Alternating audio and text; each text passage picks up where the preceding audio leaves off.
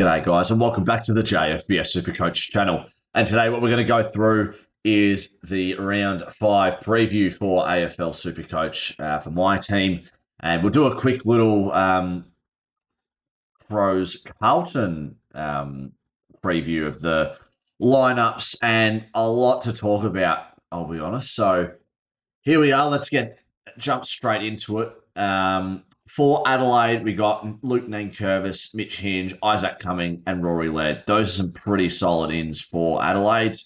Very nice to see those three to come in. And Nankervis as well, who dominated Sample last year. But, you know, I kind of saw it from a mile away. Hugh Bond, and you've got Chase Jones now out. If you brought them in, that's a bit of a kick in the guts, but that's okay. I don't think anyone was thinking of Riley O'Brien bringing him in. I mean, he had scored an 8 and he didn't. I mean, I didn't watch. What was the game? I didn't watch the Adelaide Freo game, but it seems like he didn't do much. It just literally just came on whenever McAndrew needed a rest. And Luke Pedler injured as well. But to talk about bigger news here, you know, Nick Haynes, Zach Williams, and Hudson O'Keefe in. Wiedering makes sense. He injured. Will Hayward, I didn't see what he did, but he's suspended. But Georgia Hewitt omitted. Don't know. He had the most disposals for the team last week and the most tackles, I believe, for the team. So it kind of dumbfounds me. Someone's going to have to let me know, Carlton fans, what is it that's making him go out? I saw Kane Corns on Agenda Setters, just a clip saying that if Cripps wasn't captain, he'd be soon be dropped as well, because I'll be honest, I agree with him. I think he's been a bit out of form. Even for the past, like even last year, I didn't think he was doing that great. But George Hewitt, I mean, this year reigning best and fairest as well, omitted, which is very weird. So now I think Adelaide are going to smash Carlton by 150 points. I mean, look, you got Lewis Young against Thilthorpe. That is barbecue chicken. Holy shit. Would not go near that if I was Lewis Young. That's a lot to handle. And you still got... Is Fogarty out?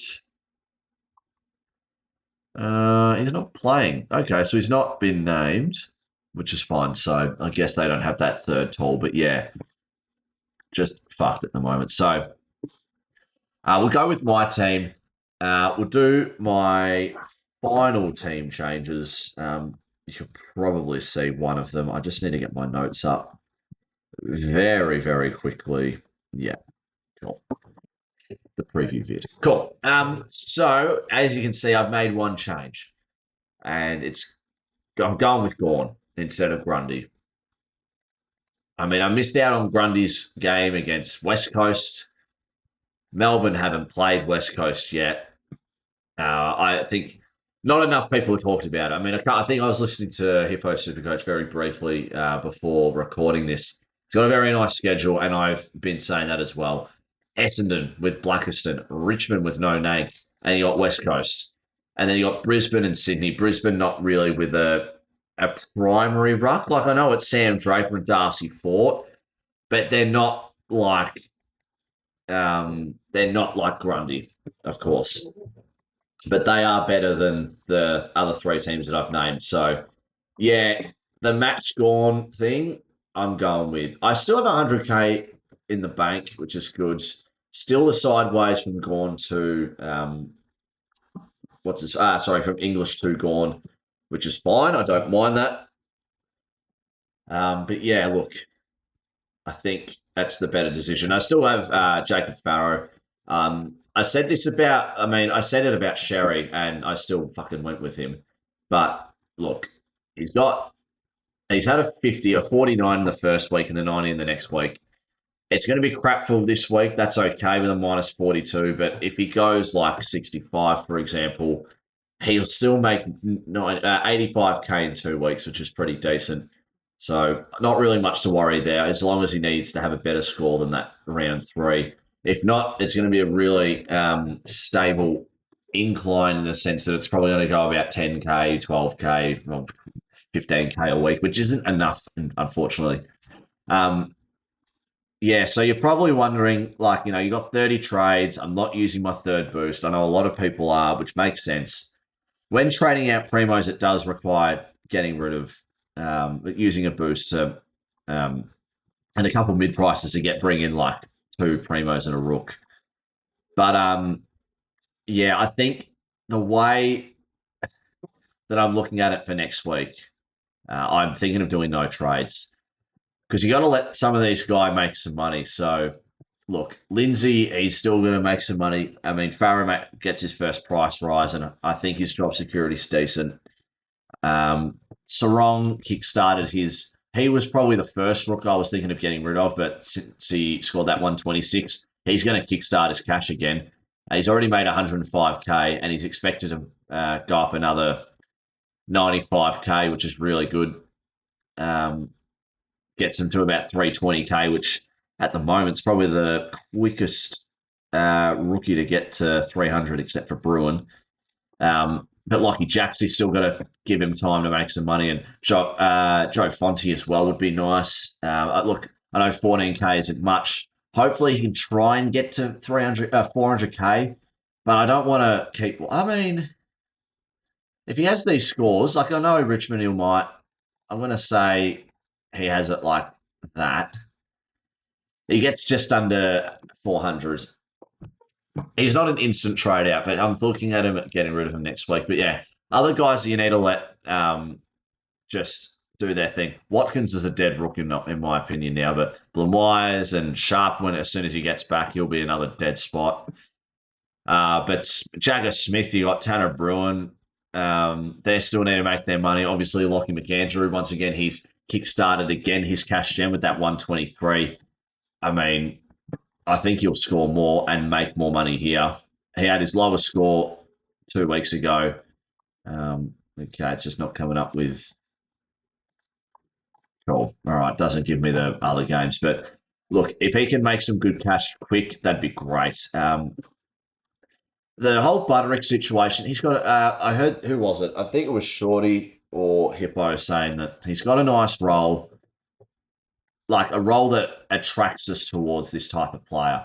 But he's not. It's not that he's not damaging. He's not intercepting, and he's not, kicking it. He's probably more handbally, and which is okay. He's made his 62k. It's not like we've traded him in like Fonte, but look, it could be a lot better. I felt like he was going to be more averaging 85s. Like after that first game, you're like, oh, bloody oath, let's go for him. But yeah, look, not looking too good. He's got Hawthorn this week. He's got actually quite a couple tough matchups.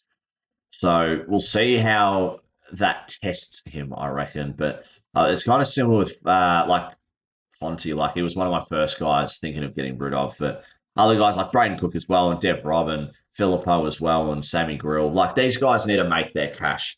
But you don't want to be too late in the sense that they're going to start leaking cash after a couple bad weeks.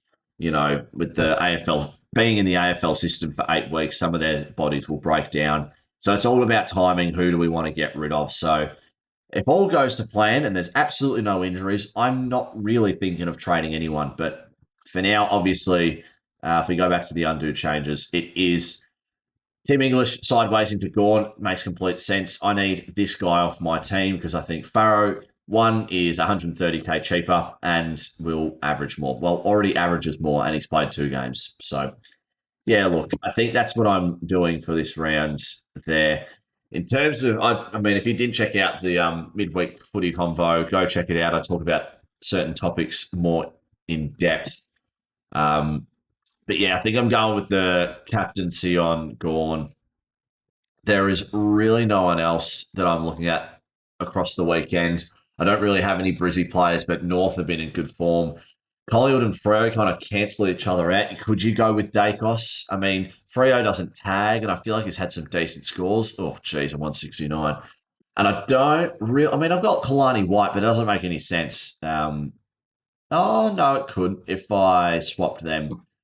But that's about it. I'd have to be on song when it comes to doing the VC and C. Don't have anyone Sydney or Gold Coast that I'm thinking of doing. I wouldn't do Bont. Connor Nash might go to him.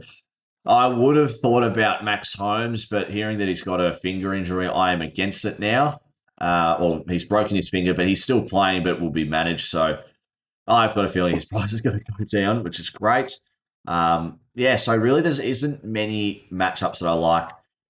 Let's just do the VC on Dacos and do the C on Gawn. Gawn's projected 147. I reckon it's going to be closer to 200s. And for those people who are going to go Grundy over him, I think it could be a little bit of a mistake, or Luke Jackson as well. Not that I'm against it, but that's 9.3% difference. So if I can get above those coaches with the Gawn captaincy against Essendon, it's not too bad. I know my main concern was, in round 15, I have no primos in the buy, which is where Gawn would be. Brisbane, Essendon, Sydney, West Coast. Unless you got Brisbane or Sydney guys, I think it might be similar for everyone. But Grundy was my only primo at the moment. Whereas round 16, where Gawn is there, 1, 2, 3, 4, and I guess we can count Flanders as 5. That's including Gawn. You're probably thinking like a Butterick won't be there anymore, and a couple other guys. But look, around 16 is the last buy of the round. Maybe we sideways and like break up Max Gawn. I was kind of mentioning it with Tristan Sherry. At that rate, he was making going to get to up to 800k. Split him into two and get two primos with a rook pretty easily to do that.